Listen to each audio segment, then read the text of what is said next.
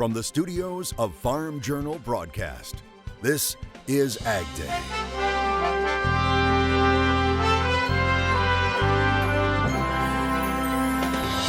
Coming up on AgDay, students put down their books and pick up drills, all in an effort to help needy families. They need to finish this deal. Some American businesses sending a message when it comes to trade with China. And usually this time of year, farmers are just about done planting, but for some, it's only just begun. AgDay, presented by the all-new Chevy Silverado, the strongest, most advanced Silverado ever. Good morning, I'm Clinton Griffiths. We're in the middle of June and Plant 19 is still going on. But last week was apparently a busy week of field work. USDA reporting corn now 92% planted across 18 states.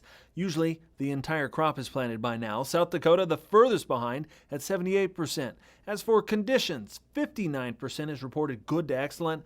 That's definitely not as good as last year when 78% was rated that way. Soybeans also making progress, now 77% planted compared to the 5-year average of 93%.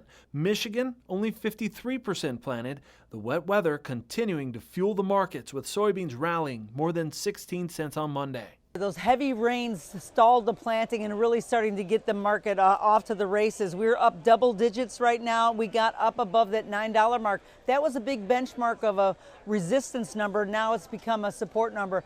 The market's kind of blown right through, and maybe we caught fire just a little bit delayed from the corn. The corn was giving us a tell the last couple of weeks, but finally soybeans jumped on board. While states like Iowa got more than 5 days work out in the field, farmers in Michigan had only slightly more than a day. Ohio also continuing to lag, producers there only getting slightly more than 2 days in the field. That planted number for both corn and soybeans is shifting according to a recent Bloomberg poll. Analysts expect 6.7 million acres of corn to go prevent plant. They also expect to see insurance claims on 2.2 million acres of soybeans. Now, if true, it would be just under the record number of soybean acres left unplanted back in 2015. The wettest 12 months on record has already forced USDA to scale back expectations for corn production this year. It's expected to do that with soybeans in its next crop production report come July. We continue to bring you the latest on the controversy surrounding the nation's largest dairy, Fair Oaks Farms in northern Indiana. That's after undercover video was released showing possible animal abuse. ICE officials say one of the suspects in custody right now, 36-year-old Edgar Gardozo Vasquez, was working in the country illegally. Gardozo Vasquez, who is from Mexico, was arrested by the U.S. Border Patrol back in 2005. Now, Fair Oaks is listed in the E-Verify system as a participating employer, and the program is designed to help businesses determine the eligibility of employees. Now, according to the Indianapolis Star newspaper, the farm worked with a law firm to ensure proper documentation. Police are continuing to look for 3 other suspects in the case. Happening later today, the U.S. Trade Representative's office will hold another public hearing on the administration's trade war with China. It's seeking comment about raising tariffs on another $300 billion in Chinese goods. During an interview over the weekend with the Wall Street Journal, Commerce Secretary Wilbur Ross downplayed the upcoming meeting between President Trump and Chinese leader Xi Jinping. The two are expected to meet this month at the G20 summit in Japan. Now, Ross says all he expects is the two sides to agree to actively resume talks, adding, quote, at the presidential level, they're not going to talk about details of how you enforce a trade agreement. The most that might come is new ground rules for discussions and some sort of schedule for when detailed technical talks might resume. China has yet to confirm whether Xi will indeed meet with President Trump. But some American businesses and trade associations are telling the Trump administration that an escalating trade war with China will hurt families, jobs, and the U.S. economy. In a letter submitted to the USTR, the U.S. Chamber of Commerce said, quote, there are better alternatives to address China's policies and practices that would not have the same adverse impacts on U.S. consumers, businesses, and local communities, end quote. What we're urging is, rather than more tariffs and an escalation, both sides need to come back to the table. They need to get back to the point where we were, roughly 2 months ago. They need to finish this deal. And if they finish this deal, that'll be good for both near-term and long-term economic growth, particularly here in the United States. More than 600 companies and trade associations, including Walmart and Target, signed the letter. More hopeful signs on another trade front. Mexico's Senate is expected to pass the U.S.-Mexico-Canada agreement this week. It would make it the first of the North American trade partners to ratify the replacement deal for NAFTA. In the U.S., House Speaker Nancy Pelosi and other House Democrats want to see how a recently passed law in Mexico will overhaul that country's existing labor structure. In some portions of the country, rain continues to fall, leading to more delays and a loss of crops in the ground. Meteorologist Cindy Clausen has an update in today's crop comments. Cindy? Well, Clinton, it was a tough weekend for farmers in southern Illinois. Take a look at what happened at Rob Kiefer's farm in Belle Reve. His fields turned into rivers. Rob saying on Twitter, quote, "Had a little rain today. This might be all she wrote for the 2019 planting season." Rob says over the next few days, decisions will have to be made. Well, good luck to everybody in that region. Let's take a look at our wind speed forecast for the day, and fairly quiet winds to start off our day, but as we head through the afternoon, we'll notice that the winds start to pick up, especially in the western states around the Four Corners region. In the overnight hours we pick up a little bit of wind in parts of Texas, but otherwise somewhat quiet across the country. Wednesday, winds really start to pick up in the western United States, especially up towards Wyoming and Montana and into Idaho. I'll have your national forecast coming up, but for now, here are some hometown temps. Introducing Farm Journal TV, on demand 24/7. AgDay, Machinery Pete TV. U.S. Farm Report on your phone and tablet. Download the Farm Journal TV mobile app today. Beyond Meat has something new. It's adding a kind of ground beef to its products. It's actually plant-based ground beef. It's supposed to marbleize and tenderize just like the real thing. It's made from a blend of pea, mung bean, and rice. It has 20 grams of protein per serving. It's set to hit select store shelves next Monday. Dairy prices are getting a little boost in 2019. We'll talk about why and the challenges that lie ahead next in analysis. And later, college students take their learning about fruits and vegetables to a whole new level by doing a little construction in the country. Closed captioning is brought to you by BASF. Grow smart with BASF. We create chemistry. Cargill says the agribusiness giant will spend $30 million to fund new ideas for ending deforestation in Brazil. Now, Cargill is a major player in Brazilian soy production. The company says the industry is poised to fall short of its goal to eliminate deforestation in key supply chains, including soy, by 2020. Now, in Brazil, soybean farming continues to encroach on ecosystems in the South American country, leading to destruction of forests and native vegetations. Soybean futures posted their 6th consecutive gain on Monday. Traders remaining focused on the wet weather and the potential for soybean plantings to decline. Here's an update from the CNE. And momentum is building, and some of the people that have still remained short down below are getting very uncomfortable. They start to unravel that and start to do some short covering here. We can see the market actually move even further. So finally, soybeans is bringing a lot of the grains along. Corn was steady to a little bit firm today too. That USDA report is going to show that there is planting cuts completely. They expect that perhaps 10% of the entire crop won't even be planted this year. So wheat did firm up, and I think that it's being taken along by the corn and the soybeans. There is a delayed harvest as well that underpins those markets. However, we are really priced out of competition around the world, makes it very difficult. We still have a lot of wheat supplies around, and our exports are relatively low. The cattle firmed up. The domestic demand is improving. Kind of a little bit of a surprise, especially with the way the grains have been operating. But the talk that weather is improving is helping. Now, on the hog side, they were stronger today. There is somewhat of a short-term rebound, but as the market awaits like a trade resolution and the prices continue to weaken, we've hit a support level that seems to be holding for the time being. Joining us is Naomi Bloom with Stuart Peterson. And Naomi, as we talk about the dairy complex, there have been quite a few years where we've been kind of saying, okay, this should get better in 6 months, this should get better in 6 months, but it doesn't seem to happen. Where do we stand today with milk prices and dairy as a whole? The milk futures complex has actually been increasing over the past couple months. So thankfully we have milk prices back up near $17, sure, which is profitable for some, break even for others, but it's a heck of a lot better than where we've been. Right. The milk market right now has a lot of moving components to it. So the recent rally is due to better cheese prices. Oh, Spot sure. cheese prices have been increasing, the block cheddar prices have been up, and even the cheese futures have been higher. They're actually the highest that they've been in about 2 years. Oh, wow. So the cheese demand is there, and actually on the weekly cheese stocks, 3 out of the past 6 weeks, we've seen cheese stocks decline. So we're moving product, and that's keeping the milk prices moving higher. But keep in mind, we still have a lot of production of milk, and that Right. hasn't changed at all. So it's because of that cheese demand that the milk price has moved higher, and we're thankful for that. And more recent dairy exports have improved, but they're still behind year-ago levels. Okay. So this rally is something to probably keep in mind as far as some pricing opportunities if it's appropriate for your situation. But the bigger issue that's going to be coming into play, especially for Wisconsin dairies, we have a feed issue. Our alfalfa crop had a lot of winter kill. Sure. And we don't have the crop like we normally would. With all the rain out there, the farmers are really having a hard time even getting first crop hay off.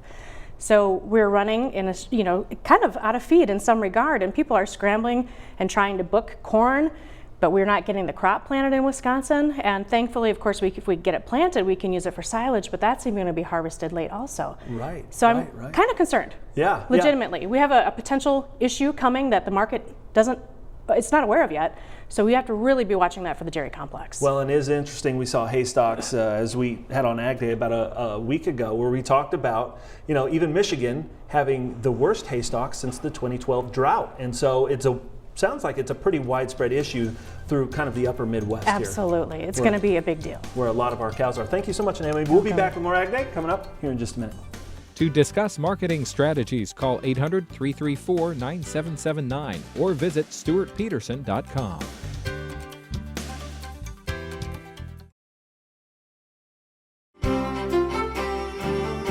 Welcome back to AgDay. Meteorologist Cindy Clausen here. And Cindy, we've been talking about all the rain over the last 12 months, and this week doesn't look a lot better. No, it really doesn't. It's just been so wet and just nasty. If Right, you really want to right. put a word to it, it really has been very troublesome for farmers and non-farmers alike. But let's take a look at the map and see what's going on. And the big takeaway is that, like it or not, we're going to be having a frontal boundary draped across the nation's midsection. It looks like at least through the weekend. Here's what it looks like today. We've got a front, it's mostly a stationary front, but you can see we have rain through much of the Corn Belt, especially eastern Corn Belt. You got a secondary front that's weakening, but that's bringing some rain to parts of the Great Lakes and into the Plain States. Now, as we head into tonight, we don't see a lot of movement with this southernmost front, so that means rain kind of over the same areas. As we head through the overnight hours, we're going to see the warm front starting to come a little bit further to the north. Again, we'll see some showers and thunderstorms along the fronts from time to time as we have kind of upper level waves moving along as well. This is a slow mover. It will eventually join forces, but as we head through the day on Wednesday, you see again just more kind of horizontal movement. We'll see those showers and some thunderstorms all across the Corn Belt and parts of the Ohio Valley into the Mississippi River Valley, and you can see that secondary low pressure system that will start to move slowly forward, eventually again joining, but it looks like this is going to be lasting through the weekend with off and on showers and thunderstorms. Past 24 hours, you can see the highlights here, especially as you get over towards northern Kentucky, also down Louisiana, Florida. It's been very wet as well. Adding on the next 24 hours, a lot of the southeastern United States, and you can see right along where that front is, very heavy rainfall in spots. Inch, 2 inches, even up to 3 inches in some spots or more. Very wet for folks in Florida. Temperature-wise, real hot in the south central United States, but overall 60s and 70s across most of the northern tier of states. Into the overnight hours we go, and you can see those 50s and 60s across the northern tier, mostly 70s down south. And then tomorrow we cool it off a little bit, especially as you get into the upper Midwest and into the Northeast, but still pretty warm down in the south central United States, a little cooler in the Northwest. Here's the jet stream, and you can see it's been somewhat zonal, but what we see happening as we get in towards the end of the week is a couple of troughs, one in the northeast, one in the west, that warms up the Great Lakes, but then we'll start to see some wet and cool weather as you get into the Pacific Northwest, especially as we get into the early part of next week. That's your national forecast. Now let's check on the weather where you live. Oasis, California, sunny and hot for you today with a high of 99 degrees. Weeping Water, Nebraska, showers and thunderstorms, a high of 76, and a pretty similar forecast for Oceana, West Virginia with showers and thunderstorms. A new program dairy farmers may want to check out that could help out their bottom line. And later, getting fresh fruits and vegetables to people in need, how students from 3 colleges are working together to make it happen. Coming up in the country. Producers can now start signing up for the Dairy Margin Coverage Program. Sign up started yesterday. The program is a new version of the Margin Protection Program. It's a voluntary program that makes payments when the national average income over feed cost margin falls below a farmer's selected coverage level. Now, coverage is now available from $4 per hundredweight to as high as $9.50 per hundredweight. And unlike the Margin Protection Program, program payments may be triggered monthly. Contact your local farm service agency for more information. 2 dairy farms are closing in Michigan's Upper Peninsula, and that will completely end milk production in 2 counties in the state. The Johnson Dairy Farm in Baraga County stopped production earlier this month, and the Rolling Acres Farm in Houghton County expects to sell all its milking cows by the end of next month. The owner of Rolling Acres says the farm kept losing money because of years of low milk prices, and he's been subsidizing the business with money he's earned doing construction work on the side. The USDA estimates the nation lost 6.5% of its dairy farms last year. Students learning about food by getting out of the classroom. What they're doing here that could feed dozens of people in need in one community. Next.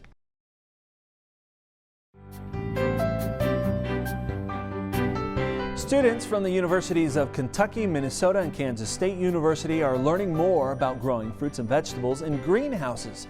Jeff Franklin reports students from all 3 schools traveled to eastern Kentucky to help build a high-tunnel greenhouse this summer. With a high-tunnel greenhouse already in place next door, the students pitched in to build another one side by side, working with Grow Appalachia at the Hyman Settlement School in eastern Kentucky. Grow Appalachia, a nonprofit in 6 states, works with communities and government agencies to lift families up that are in need. Our main goal of Grow Appalachia is to provide food, as much assistance and support for Appalachia families in order to help them start growing as much food as possible. The Hyman Settlement School partners with Grow Appalachia, providing courses, programs, and services designed to inspire and improve the lives of people in the community. I thought, well, geez, wouldn't it be fun now that I'm in Minnesota to bring some students down and see this area? Because many of the spirit of the settlement school is what brought Minnesota horticulture professor Julie Grossman back to Hyman with students for Family Folk Week, a celebration of traditional arts, which she has attended before. And I thought this region had so much to offer in terms of teaching students about something different from what they've seen in Minnesota and the upper Midwest, but also in terms of the culture of the area and the rich examples of unique and novel food systems. It's an interesting mix of horticultural and agricultural problems, and then we're also getting a lot of the social aspects that when you're working on research, you don't necessarily see the social aspects of your work a whole lot, and this has been a great experience. The trip to Kentucky gave Grossman the opportunity to reconnect with her colleague and friend, That's right. So UK horticulture professor Krista Jacobson. They had collaborated on an organic research initiative grant, but this meeting for them and the students was about educational outcomes. So we've started in central Kentucky and learned a little bit about CSAs and vegetable production, tobacco production, kind of wended our way south through Berea and then out here into the mountains now and learned about things like seed saving, African American agrarian traditions in East Kentucky. And then we've ended up here at Hyman to build this high tunnel, learn a little bit about some of the opportunities and challenges in local food systems. For some, the introduction of the term foodways, which is the intersection of historical, agriculture, and cultural uses of food, was brought to light on this trip. And the Hyman Settlement School has a foodways director. This program started in 2014 as a Grow Appalachia site with about 20 families planting gardens, and it's now grown. We provide seeds and technical assistance to over 60 families this year to plant garden to process their food, to can their food, you name it. We try to help them, walk them through those steps. From the University of Kentucky College of Agriculture, Food and Environment, I'm Jeff Franklin reporting. All right, thanks, Jeff, and that's all the time we have this morning. We're sure glad you tuned in. Spend part of your day with us. From all of us here at AgDay, I'm Clinton Griffiths. Have a great day. Closed captioning is brought to you by BASF. Grow smart with BASF. We create chemistry.